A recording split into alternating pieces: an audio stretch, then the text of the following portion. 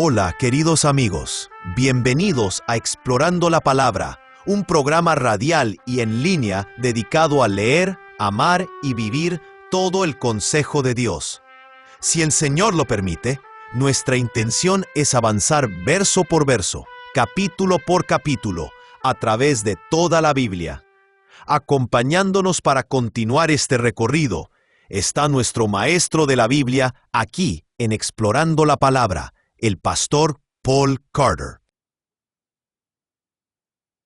Espero que tengan su Biblia abierta delante de ustedes hoy en Juan capítulo 7. Mencioné al comienzo de esta serie que los eruditos, por lo general, reconocen tres secciones en el Evangelio de Juan. Está la introducción en el capítulo 1. Está el libro de las señales desde el capítulo 2 hasta el capítulo 12. Y luego está el libro de la gloria, desde el capítulo 13 hasta el capítulo 21. Así que estamos aproximadamente a la mitad del libro de las señales. Y parece muy claro aquí, en el capítulo 7, que las personas están masticando, por así decirlo, las señales y las palabras de Jesús. Le están prestando atención. Están debatiendo de un lado a otro. Algunos están respondiendo de manera positiva, y otros están respondiendo de manera negativa. El énfasis parece estar en cómo las personas están escuchando, y sobre qué base están aceptando o rechazando a Cristo. Algunos lo están rechazando de manera superficial. Él no fue a las escuelas correctas. No parecía venir del pueblo correcto. Es un forastero cultural, y por lo tanto, según ellos, no hay necesidad de darle una audiencia justa. Otros están yendo más allá de eso. Están asombrados por su enseñanza y están intrigados por sus señales. Se están inclinando hacia él para escuchar más. Curiosamente, también aprendemos que aquellos que están más cerca de Jesús no se encuentran, en este momento, entre los más receptivos a su enseñanza. Un profeta no carece de honra, sino en su propia tierra, como dice el viejo proverbio. Y así sucede con Jesús. Sus hermanos están entre los últimos en abrazar la plenitud de quién es Él. Tal vez haya consuelo en eso. Tal vez sea útil para ti darte cuenta de que incluso Jesús tuvo dinámicas familiares complicadas. Gracias sean dadas a Dios. Escuchen ahora la palabra de Yahweh, comenzando en el versículo 1. Después de esto, Jesús andaba por Galilea, pues no deseaba andar por Judea, porque los judíos lo querían matar. Ahora, mencioné que uno de los temas de este capítulo es masticar, por así decirlo, quién es Jesús, o decidir acerca de Jesús. Las personas están tomando decisiones, y Juan está reflexionando sobre quién está escogiendo qué. En términos generales, Juan presenta a la gente de Jerusalén, y particularmente a la clase gobernante en Jerusalén, como personas que han rechazado a Jesús de plano, mientras que la gente más provincial, la gente de Galilea, parece estar muy interesada y receptiva. Hoy en día, hablamos con frecuencia de lo estratégicas que son las ciudades para la causa del Evangelio. Y puede que eso sea muy cierto. Pero es interesante que en el Evangelio de Juan, las personas de la ciudad son demasiado arrogantes y demasiado conscientes de su clase social, como para darle a Jesús una audiencia justa. Son los campesinos, son los don nadies, atrasados, los que se suman. Ellos son los que marchan con Jesús subiendo la colina hacia Jerusalén el domingo de Ramos, cantando, Hosana, bendito el que viene en el nombre del Señor, el Rey de Israel. La gente de la ciudad, en cambio, se da vuelta y trata de matarlo. Así que la ciudad no es un lugar acogedor para Jesús en el Evangelio de Juan. Eso no es una propuesta ni una estrategia. Es simplemente una observación. La fiesta de los judíos, la de los tabernáculos, estaba cerca. Solo una nota rápida aquí. La fiesta de los tabernáculos se celebraba a fines de septiembre o a comienzos de octubre. Así que esto sería unos 6 meses después de la alimentación de los 5,000. Simplemente noten que es útil recordar que los escritores de los evangelios fueron selectivos. No podían contarles todo lo que sucedió. Se habrían quedado sin papel o sin pergamino. Están siendo selectivos. están escogiendo los acontecimientos que ellos consideran que ilustran mejor quién es Jesús y qué vino a realizar. Por eso los hermanos de Jesús le dijeron: «Sal de aquí, y vete a Judea, para que también tus discípulos vean las obras que tú haces. Porque nadie hace nada en secreto cuando procure ser conocido en público. Si haces estas cosas, muéstrate al mundo». Porque ni aun sus hermanos creían en él. Entonces Jesús les dijo: «Mi tiempo aún no ha llegado, pero el tiempo de ustedes es siempre oportuno. El mundo no puede odiarlos a ustedes, pero me odia a mí, porque yo doy testimonio de él, que sus acciones son malas. Suban ustedes a la fiesta. Yo no subo a esta fiesta, porque mi tiempo aún no se ha cumplido». Y habiéndoles dicho esto, se quedó en Galilea. Así que los hermanos de Jesús piensan que el hecho de que él pase tanto tiempo en Galilea va a terminar saliéndole mal. Si él quiere ser el rey de los judíos, razonan ellos, entonces necesita pasar más tiempo en la capital. Necesitas un escenario más grande, hermano, si quieres llegar lejos. Ese es su consejo, y es un buen consejo según la sabiduría del mundo. Pero Jesús no está obrando según la sabiduría del mundo. Dios muy rara vez obra según la sabiduría del mundo. Dios a menudo obra donde menos esperamos que lo haga. Dios muy a menudo obra por medio de lo débil para avergonzar a los sabios. ¿Verdad? ¿Puede salir algo bueno de Nazaret? Y la respuesta, por supuesto, es sí, si Dios está en ello. Pero cuando sus hermanos subieron a la fiesta, entonces Jesús también subió. No abiertamente, sino en secreto. Ahora, este versículo causa ansiedad a algunas personas. Supongo que leído de cierta manera, este versículo podría parecer sugerir que Jesús les mintió a sus hermanos. Dijo que no iría a la fiesta, y luego fue. Pero eso no es exactamente lo que ocurrió. Jesús no dijo que nunca iría a la fiesta. Dijo que no era su tiempo. Dijo que sus hermanos podían ir en cualquier momento, pero él estaba bajo compulsión divina. Así que rechazó la motivación de ellos para ir, y también rechazó el tiempo que ellos sugerían. Pero en realidad nunca dijo que no iría bajo ninguna circunstancia. D.A. Carson ofrece aquí una aclaración útil. Él dice acerca del versículo 9, su no rechaza la petición de sus hermanos. No promete que él no irá a la fiesta cuando el Padre autorice el viaje. Y luego, acerca del versículo 10, dice, la suposición en este versículo es que el Padre le ha dado alguna señal a Jesús de alguna manera, de modo que Jesús va a Jerusalén, saliendo de Galilea por última vez antes de la cruz. Aún así, su viaje está marcado por la máxima discreción, exactamente lo opuesto a lo que sus hermanos tenían en mente. Así que no creo que necesiten sentirse ansiosos por estos versículos. Jesús les está diciendo a sus hermanos que Él no necesita un jefe de campaña, gracias. Él no está trabajando un plan humano ni postulando para un cargo. Está respondiendo a los mandatos del Padre.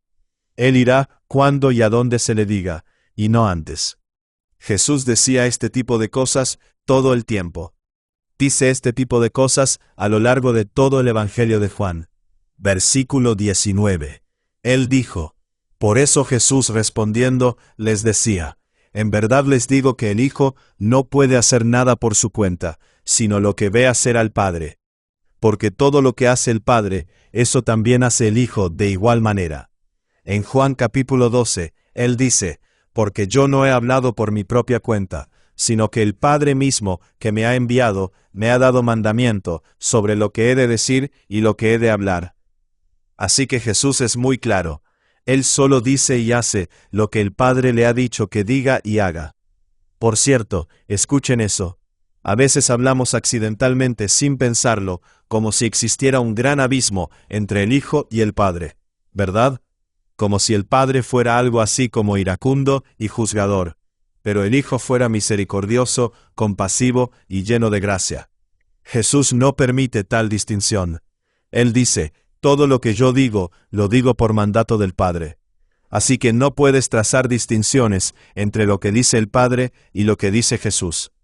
Jesús dice que son una y la misma cosa, ¿verdad? Él está diciendo, todo lo que hago, todo lo que digo, está controlado. Está bajo compulsión divina. Mi itinerario está completamente bajo el control de Dios. Así que Él va a la fiesta cuando Dios le dice que vaya.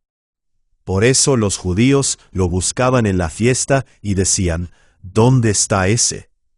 Y había mucha murmuración entre la gente acerca de Él. Unos decían, Él es bueno. Otros decían, no, al contrario, extravía a la gente. Sin embargo, nadie hablaba abiertamente de Él por miedo a los judíos. A la mitad de la fiesta, Jesús subió al templo y se puso a enseñar. Entonces los judíos se maravillaban diciendo, ¿cómo puede éste saber de letras sin haber estudiado? Ahora, aquí vemos una de las razones por las cuales la gente en Jerusalén era escéptica respecto a Jesús. Él no fue a las escuelas correctas. Ahora bien, no estaban diciendo que él fuera ignorante. Estaban diciendo que había sido educado de una manera no convencional. Él no había estudiado bajo los rabinos conocidos. La mayoría de los niños judíos iban a lo que nosotros llamaríamos la escuela primaria.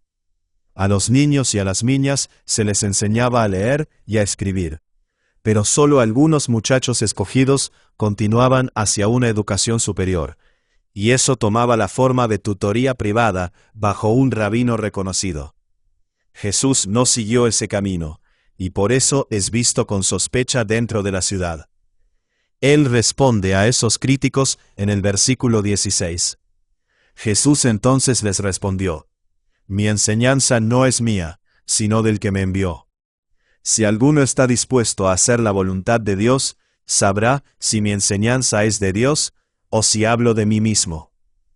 Aquí Jesús hace una afirmación extraordinaria. Afirma haber recibido su mensaje directamente de Dios. Los rabinos, por otro lado, afirmaban haber transmitido fielmente tradiciones que se remontaban muy atrás, hasta el pasado distante. Algunos rabinos incluso se jactaban de que nunca habían enseñado una idea original en sus vidas. Habían administrado fielmente y transmitido la sabiduría colectiva de las edades, tal como había sido preservada en la tradición rabínica. Eso no es lo que hizo Jesús. En el Evangelio de Marcos, con frecuencia escuchamos a las multitudes comentar sobre la diferencia notable en la manera en que Jesús enseñaba. Marcos capítulo 1, versículo 22. Y estaban asombrados de su enseñanza, porque les enseñaba como alguien que tiene autoridad, y no como los escribas. Marcos capítulo 1, versículo 27. Y todos quedaron tan asombrados que discutían entre ellos, diciendo, ¿qué es esto? Una enseñanza nueva con autoridad. Él manda aún a los espíritus inmundos, y ellos le obedecen. Jesús no se limitaba a repetir lo que otras personas habían dicho. Jesús hablaba directamente en nombre del Padre. Se presentó a sí mismo como la palabra de Dios, aquel que habla con autoridad en cada situación. Nadie había visto jamás algo así. El que habla de sí mismo busca su propia gloria, pero aquel que busca la gloria del que lo envió, Él es verdadero y no hay injusticia en Él. Jesús está diciendo algo nuevo, pero no está sacando esta nueva enseñanza de la nada, y no está tratando de hacerse un nombre para sí mismo. Más bien, está buscando dar a conocer a Dios. Jesús está buscando la gloria de Dios. Está diciendo que cuanto más conozcan las personas a Dios, y cuanto mejor vean a Dios, más Dios será glorificado. De eso se trata la misión de Jesús. No les dio Moisés la ley, y sin embargo ninguno de ustedes la cumple.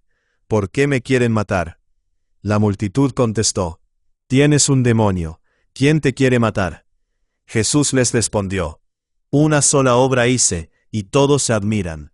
Por eso Moisés les ha dado la circuncisión, no porque sea de Moisés, sino de los padres.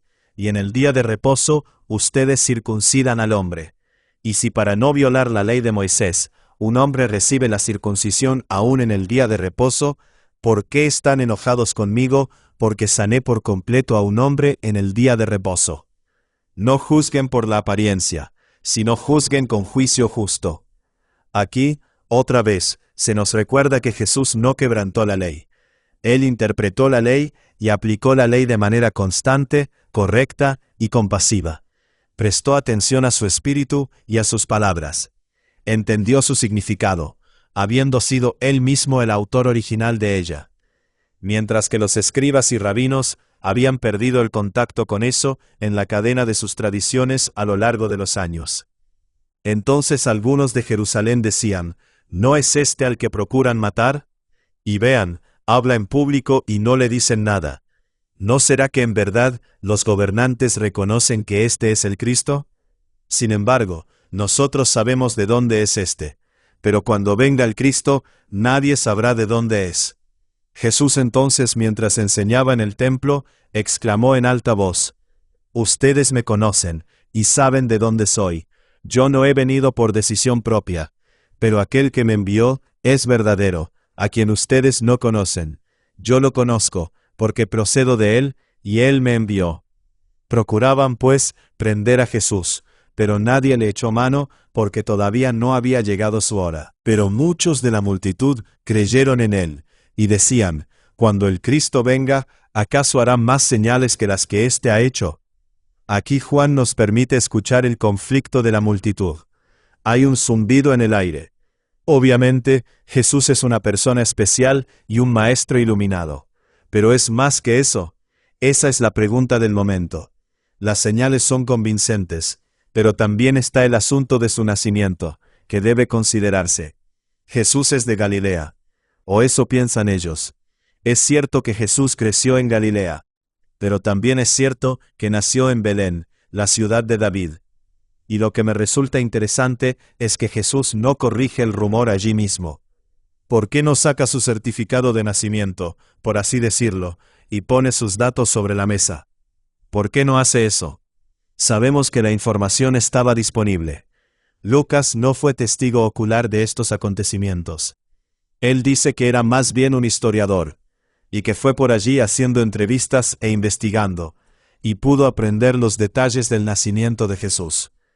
Así que no era un hecho oculto, pero tampoco era algo que Jesús anunciara con trompetas. ¿Por qué? Y allí simplemente no creo que podamos evitarla. Sensación de que Jesús quería que las personas se inclinaran hacia Él y buscaran más. No intentó hacerlo lo más fácil posible para las personas. Quería que lucharan con la pregunta. Quería que cavaran un poco más profundo. E hizo posible que las personas superficiales lo rechazaran. Otra vez, se me recuerda que la ubicación es una forma de selección. El lugar donde colocas las galletas determina, hasta cierto punto, quién las encontrará. Jesús colocó algunas de estas verdades en ciertos lugares, aparentemente para excluir a ciertas personas superficiales, arrogantes y satisfechas de sí mismas. Es muy difícil escapar de esa conclusión. Los fariseos oyeron a la multitud murmurando estas cosas acerca de él. Entonces los principales sacerdotes y los fariseos enviaron guardias para que lo prendieran. Pero Jesús dijo, «Por un poco más de tiempo estoy con ustedes. Después voy a aquel que me envió. Me buscarán y no me hallarán, y donde yo esté, ustedes no pueden ir». Decían entonces los judíos entre sí, «¿A dónde piensa irse este que no lo podamos encontrar? ¿Será acaso que quiere irse a la dispersión entre los griegos y enseñar a los griegos? ¿Qué quiere decir esto que ha dicho, me buscarán y no me hallarán, y donde yo esté, ustedes no podrán ir»? Una y otra vez en los evangelios observamos que Jesús es malentendido. A menudo sucede cuando Jesús está hablando en un sentido figurado o espiritual, y las personas suponen que está hablando en un sentido burdamente literalista. ¿Verdad? Recuerden, cuídense de la levadura de los fariseos, y los discípulos piensan que está molesto con ellos porque no llevaron sándwiches. No, él estaba hablando de la hipocresía y del contagio espiritual. Bueno, aquí él está hablando de ir al cielo, y los judíos piensan que está hablando de ir a Roma, o a Corinto, o a Bitinia, o al Ponto. Y Juan está señalando que algunas personas sencillamente no pueden entender lo que Jesús está diciendo. Sus ojos están cerrados y sus oídos están tapados. Todo lo que Jesús dice les parece a estas personas una palabrería irritante y sin sentido. En el último día, el gran día de la fiesta, Jesús, puesto en pie, exclamó en alta voz: «Si alguien tiene sed, que venga a mí y beba. El que cree en mí, como ha dicho la Escritura, de lo más profundo de su ser brotarán ríos de agua viva». Pero él decía esto del Espíritu, que los que habían creído en él habían de recibir, porque el Espíritu no había sido dado todavía, pues Jesús aún no había sido glorificado. Aquí otra vez vemos a Jesús envolviéndose en imágenes del Antiguo Testamento. Tal como con el maná, tal como en el pozo de Jacob. Jesús está diciendo que todas aquellas gracias del Antiguo Testamento apuntaban hacia algo mejor. Yo soy ese algo mejor. El agua es buena, pero el Espíritu es mejor. Jesús está prometiendo aquí que cuando ascienda al cielo, enviará al Espíritu Santo para vivir en los corazones de sus discípulos, conforme a la profecía del Antiguo Testamento. Eso es mejor. Gracias sean dadas a Dios. Entonces algunos de la multitud, cuando oyeron estas palabras, decían: «Verdaderamente este es el profeta». Otros decían: «Este es el Cristo». Pero otros decían: «¿Acaso el Cristo ha de venir de Galilea? ¿No ha dicho la Escritura que el Cristo viene de la descendencia de David, y de Belén, la aldea de donde era David?» Así que surgió una división entre la multitud por causa de él. Y algunos de ellos querían prender a Jesús, pero nadie le echó mano. La multitud estaba fascinada, pero también dividida. Algunos dicen sí, algunos dicen no, algunos tienen preguntas, algunos están convencidos. Pero nadie le puso las manos encima. Entonces los guardias vinieron a los principales sacerdotes y fariseos, y estos les dijeron: «¿Por qué no lo trajeron?» Los guardias respondieron: «Jamás hombre alguno ha hablado como este hombre habla». Entonces los fariseos les contestaron: «¿Es que también ustedes se han dejado engañar? ¿Acaso ha creído en él alguien de los gobernantes o de los fariseos? Pero esta multitud que no conoce de la ley, maldita es». Nicodemo, el que había venido a Jesús antes y que era uno de ellos, les dijo: «¿Acaso juzga nuestra ley a un hombre, a menos que le oiga primero y sepa lo que hace?» Ellos le respondieron: «¿Es que tú también eres de Galilea? Investiga, y verás que ningún profeta sale de Galilea». Y cada uno se fue a su casa. Los líderes en Jerusalén rechazan a Jesús de manera superficial. No investigan la cuestión de su nacimiento. Podrían haber enviado a alguien a Belén. Probablemente podrían haber accedido a los registros del censo romano. Pero no lo hacen. Han escuchado un rumor, y ese rumor les permite descartar a Jesús de plano. Aquí aprendemos algo muy importante. Las personas deciden antes de considerar los hechos. Examinan los hechos para confirmar lo que ya creen. Los líderes ya han decidido que Jesús no puede ser quien dice ser, y por eso solo escucharán las cosas que los confirmen en esa decisión.